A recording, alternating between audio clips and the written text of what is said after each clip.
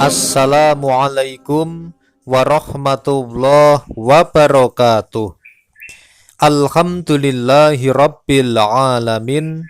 Bismillah wa syukrulillah ala ni'matillah wassalatu wassalamu ala rasulillah Muhammadin sallallahu alaihi wasallama amma ba'd.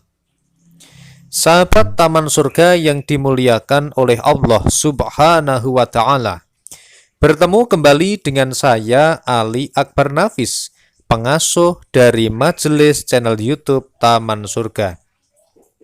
Mari kita awali pertemuan kita dengan senantiasa bersyukur, mensyukuri semua nikmat yang diberikan Allah Subhanahu wa Ta'ala, dengan syukur bilisan mengucapkan kalimat tahmid bersama-sama. Alhamdulillahi rabbil alamin. Mudah-mudahan Allah Subhanahu wa Ta'ala menggolongkan kita ke dalam golongan hamba-hambanya yang bersyukur, yang senantiasa ditambah nikmatnya. Amin ya rabbal alamin. Sahabat Taman Surga yang dimuliakan Allah, mari kita lanjutkan dengan bersolawat kepada baginda Rasulullah Sallallahu Alaihi Wasallam bersama-sama. Allahumma sholli ala Muhammad, ya Rabbi sholli alaihi wasallim.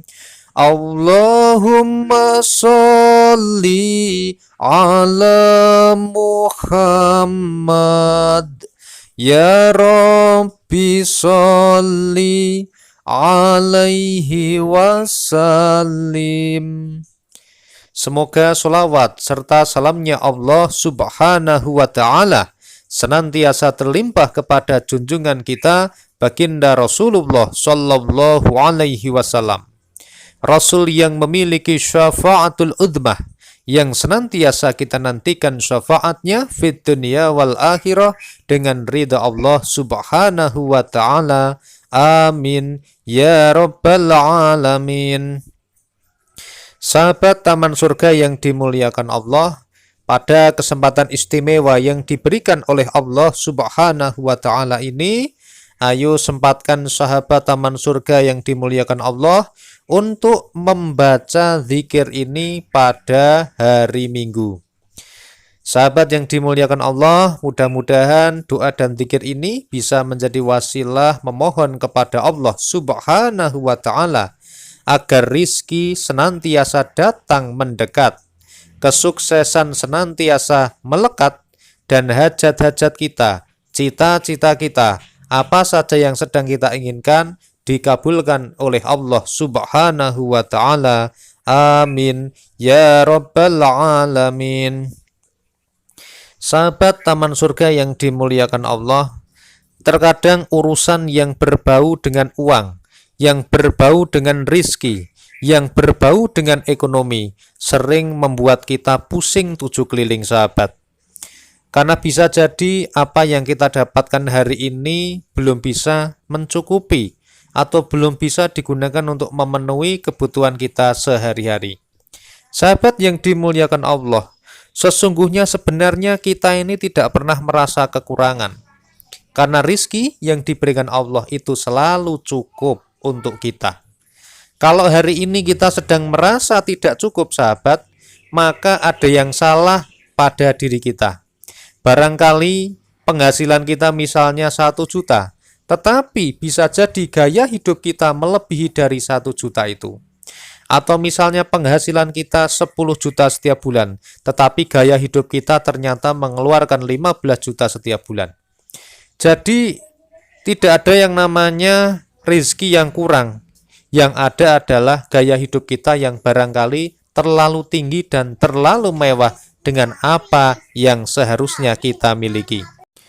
Sahabat Taman Surga yang dimuliakan Allah, kalau prinsip saya ya, sahabat boleh pakai boleh tidak.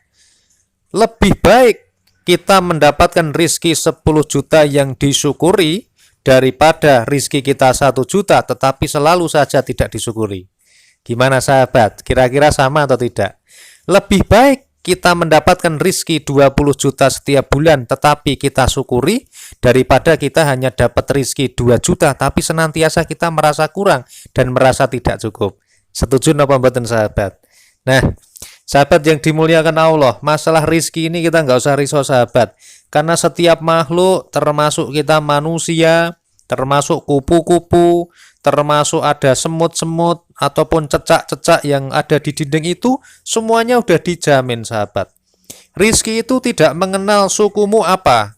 Apakah kamu suku Jawa, kamu suku Sunda, kamu suku Afrika, kamu suku Eropa, Amerika, nggak mengenal itu. Rizki dari Allah juga nggak kenal agama. Apa buktinya? Agama Konghucu dapat rizki, agama Islam dapat rizki. Orang yang agamanya Kristen juga dapat rizki sahabat. Dan rizki itu juga tidak mengenal golongan, mau golongan apapun, mau partainya, politiknya apa, ini bukan promosi partai ya. Mau partainya PKB dapat rizki, partainya P3 dapat rizki, partainya PDI dapat rizki, partainya Demokrat dapat rizki, partai lain-lain yang belum saya sebutkan, semuanya juga dapat rizki. Termasuk sahabat ini, yang namanya rizki itu kadang-kadang nggak ada hubungannya dengan latar belakang pendidikan. Apa buktinya? Sekolahnya boleh tinggi, lihat itu. Orang yang sekolah sampai profesor, doktornya lulusan luar negeri. Tapi kadang-kadang kalau dihitung kekayaannya, bukan ilmunya loh ya, kekayaannya kalah sama orang-orang yang bahkan nggak sekolah sampai gitu, tapi dia bermain menjadi seorang pengusaha. Kan gitu sahabat. Atau mungkin bisa jadi sahabat, teman-teman kita yang SD aja nggak lulus, sekarang gaya hidupnya lebih banyak daripada kita atau lebih mewah daripada kita. Itu bisa saja terjadi. Meskipun di lain sisi, kadang-kadang yang pendidikannya lebih kurang, maka akan kalah. Yang satu misalnya kita lulus SMP belajar sungguh-sungguh, yang temannya lagi lulusan sarjana belajarnya sungguh-sungguh. Yang satu jadi PNS, yang satu jadi misalnya tukang batu, kan beda kan gitu. Tapi ini kadang-kadang juga nggak ada hubungan sahabat. Jadi kalau kita merasa yang namanya pendidikan itu nanti menentukan penghasilan, itu salah. Karena rizki itu nggak melihat yang namanya latar belakang pendidikan. Termasuk gender juga nggak bisa sahabat. Mau laki-laki perempuan semuanya dijamin rizkinya sama Allah. Anda nggak bisa ngatain yang laki-laki rizkinya pasti lebih banyak, yang perempuan lebih banyak. Belum tentu sahabat. Tergantung Allah mau mentakdirkan kita bagaimana. Nah, sahabat yang dimuliakan Allah, termasuk kita manusia, hewan-hewan yang baik di darat, di laut, di udara. Maksudnya hewan di udara itu burung-burung ya sahabat ya. Sampai dengan tumbuhan, sampai dengan mikroba, virus corona, sampai dengan jin sekalipun mendapatkan rizki dari Allah Subhanahu wa ta'ala. Sahabat yang dimuliakan Allah, bahkan orang yang baik maupun yang jahat sama-sama dapat rizki. Orang yang dermawan, orang yang kikir sama-sama dapat rizki. Orang yang pinter atau orang bodoh sama-sama dapat rizki. Anda mau lihat, sekarang lihat, orang yang rajin sama yang malas sama-sama bisa dapat rizki. Orang yang tua ataupun yang muda, bahkan bayi juga ada rizkinya sahabat. Oleh karena itu kita nggak perlu risaukan yang namanya rizki, karena rizki itu sifatnya adalah sudah ditetapkan sama Allah. Bahkan sebelum kita lahir, sebelum dunia ini diciptakan ya, rizki kita itu sudah ditetapkan sama Allah.